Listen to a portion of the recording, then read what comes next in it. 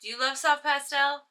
You're in the right place. Barnell, bearded irises. I'm going to walk you through the process of how I made this. If you have any questions, leave them in the comments. Let's get started. This piece was drawn on a piece of Pastelmat that I cut into an oval shape. The same oval shape that I'm going to need to put it in the frame that I have in mind for it. And I'm using mostly Sennelier soft pastels with this Barnell and some Unison pastels and of course some of my pastel pencils. And I'm just getting in the base of the face right now. And I'm always working in the direction of the feathers. Pay close attention to your reference photo and make sure from the very beginning, starting with your base layers, that you're working in that direction, in the same direction of the feathers. And now I'm just smoothing everything out, taking some of this dark orange and just framing that face. Many times when I see a brown, I will just change it to an orange. I don't necessarily use the colors that I see in the reference photo because I want this piece to pop. I don't want to replicate it color by color. The colors don't matter as much as you think. The most important part is making sure that your art is dark enough and light enough in the right areas. Yeah, I could do this whole owl green and it would just look like the owl is standing under a green light. The colors don't matter as much as you think they do. I'm just lining out the eyes right now. I'm not going to complete them right now. I'm just kind of putting those lines in for where they're at so I don't lose them as I'm doing the base layers around the eyes. Getting some more base down. Remember, you don't do this all at once. Your art, especially with soft pastel, comes together in layers. So you're trying to get all the correct colors down right now. Getting in some of the shadows between the feathers, some of the darker area around the eyes. And Barnell's always around the eyes off to the edges have this coloration. And I'm using an orange right now to signify that. Just getting in the base and I'll work it up more vibrant as the layers go on. And instead of using gray with this Barnell, I've used purple wherever I see this gray. Once again, to make it more vibrant, to make it pop. I do not want to copy the colors in my reference photo. The colors that I see aren't necessarily the colors I want to use. Here I'm just laying down the feathers right underneath the neck, beginning on the background. Now these blues that I'm using in the background, I will use them again in the owl. The colors that you use in your background, it's very important that you also use them in your main subject. So many times you are doing a piece and you're like, what color am I going to do the background? The way I do it, make it very, very simple, is I look at my main subject. What are the colors I'm using in my main subject? Okay, here, this color would work as a background and this color would work. You want to pick a color that's going to be in your main subject, and one of those colors you're going to want to use in your background. You don't want to just go rogue and use a completely different color than what you have used in your main subject, because you want to look cohesive. You want the colors to look like they're getting along. And so if you repeat colors in your background that you used in your main subject, you will definitely achieve cohesiveness. Your colors are going to look like they like each other. And with the background, it's a bunch of layering. I'm just doing this kind of soft bouquet blue with different shades of blue. And so you start out, you can still feel that there's a grain of pastel, and you just go over and over again, and you're going to blend it, blend it, blend it. Don't use a heavy hand and just apply so much pastel at first. It might seem like that's the way to do it. It's not. If you want a bouquet look to it, you're going to have to do it in layers. You put a little bit down, you blend it. Put a little bit more down, you blend it. That is the whole game with pastels. It's never just, you're never pushing hard. You're never just applying a ton of pigment. You'll fill up the tooth of your paper very fast, and you won't have any more tooth to grip onto the pastel, and essentially you're done. So here at the top of the head, I'm adding a bit more of that purple down on the wing, going on top of the white that I've already, well, it's not white, but it's a very light yellow. And I'm going over here with a bit more of an orange pastel pencil to tone that yellow.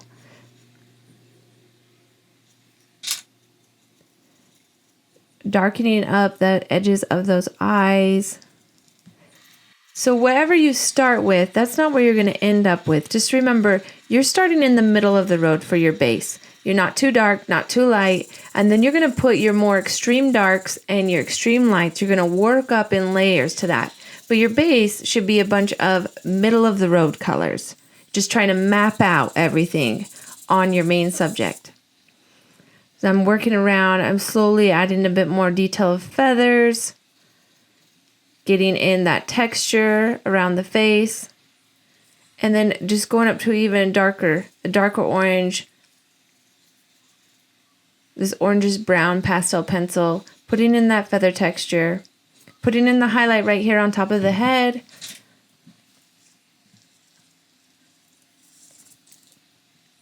And whenever I need to really punch it up, I'm always using the pastel sticks. The pastel sticks have so much more pigment, are so much more pigmented than the pastel pencils.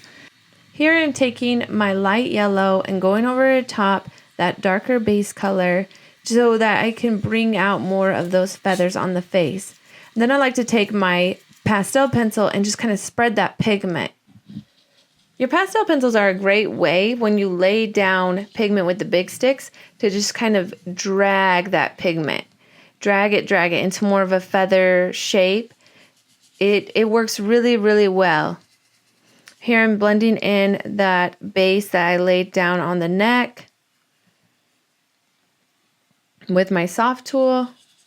In the very beginning stages of laying down pigment, I like to use the soft tools to blend, but you'll see that as we get further along and I've got more layers on, that I will just use my finger. I can control the pigment better, and when you get more layers on, the soft tool isn't really rubbing it in anymore. It's taking it off and making a mess. So at the very first, it's great when you have a ton of tooth on your paper. But as you start filling up that tooth, just use your finger to press that pigment. Here I'm just toning this base layer, getting some of that yellow in.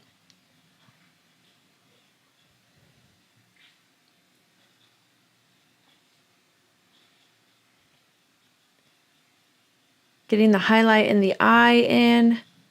And I'm using a blue, not a white, nothing super stark, because a lot of times if you look really close, it is a blue. The eye is reflecting the sky.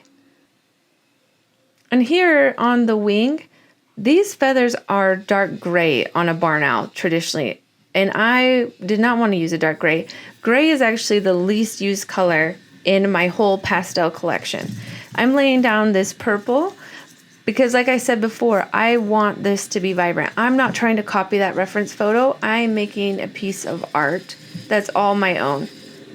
And it's going to look like, that purple is going to look like it belongs.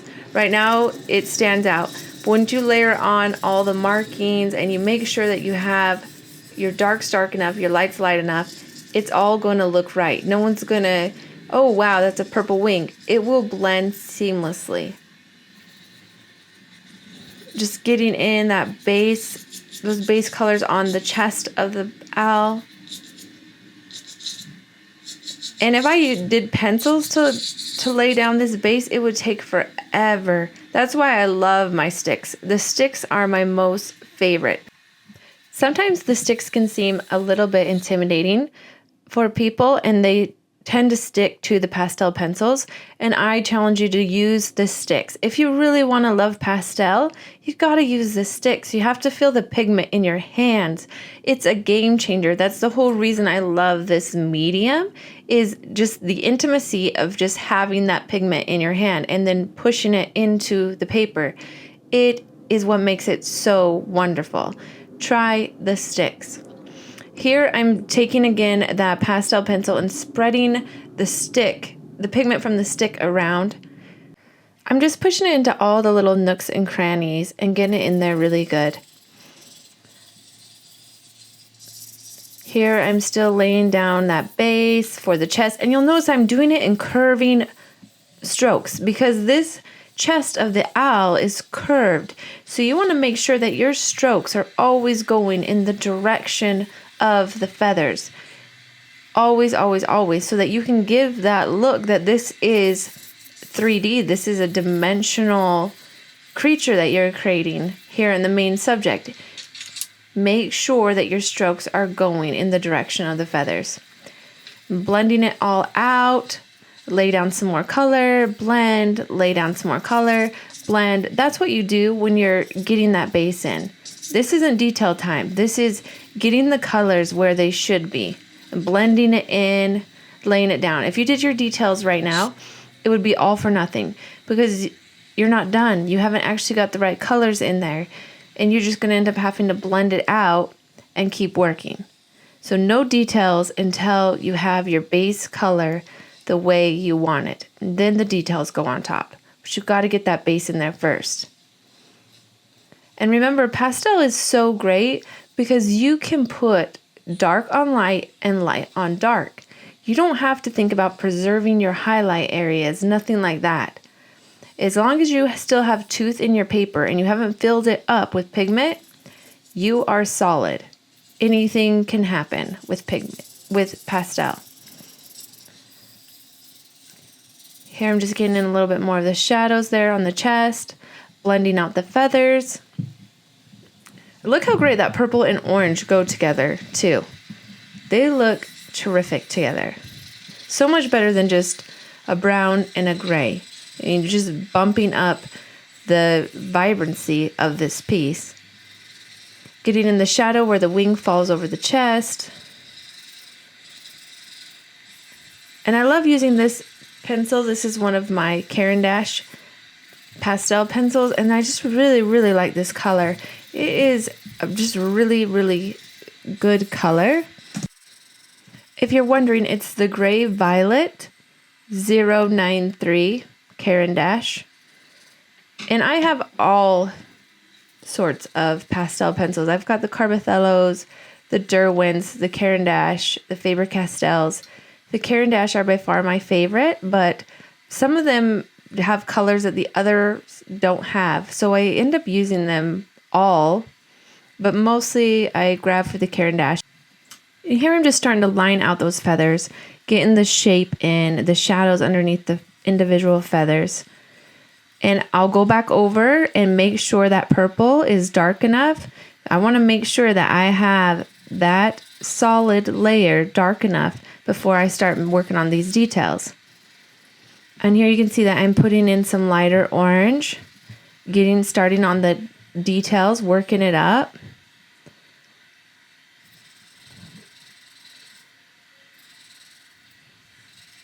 The most important thing with pastel painting is always just remember layers, and you can fix everything. Pastel is so forgiving.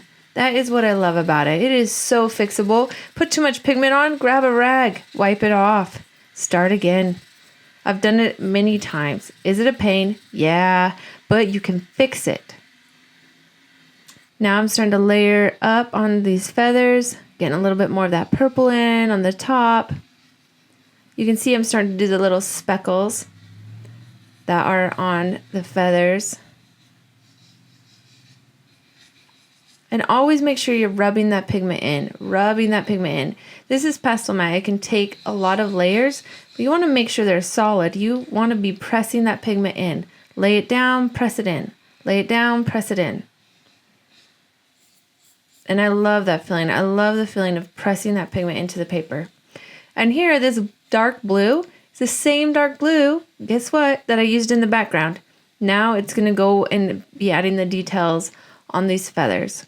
And you'll notice that I'm spinning. I'm constantly spinning that pastel in my fingers. What I'm doing there is finding the edges. I need these marks to look a certain way, and I'm spinning it because as you use it, you're softening up some of the edges and crisping up other ones. So constantly just rotating it so I can get that crisp edge all the way around. See? And it's just a tap, tap, tap motion. Getting some light blue pastel pencil for the...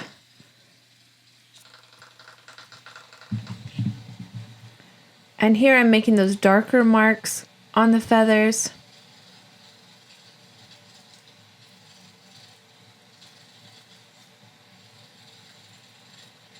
And don't get too overwhelmed with the details. You can put in as many details as you want and leave out as many as you need to. You're not making a you can make a hyper realistic piece. I avoid that. I just want this to look like what it's meant to look like, a barn owl. I want it to be vibrant. Getting in a little bit brighter highlights here on the chest. Just making sure that this base is where I want it before I start putting in those little details on the chest. Those little spots that the barn owls have on their chest. I've got to get this base just right. And what is just right? That's up to you. There's no rhyme or reason to it. You look at your piece, you look at your reference photo. Does that look good? When you compare the two, you're like, oh, this is where I want it to be. Good. Add your details.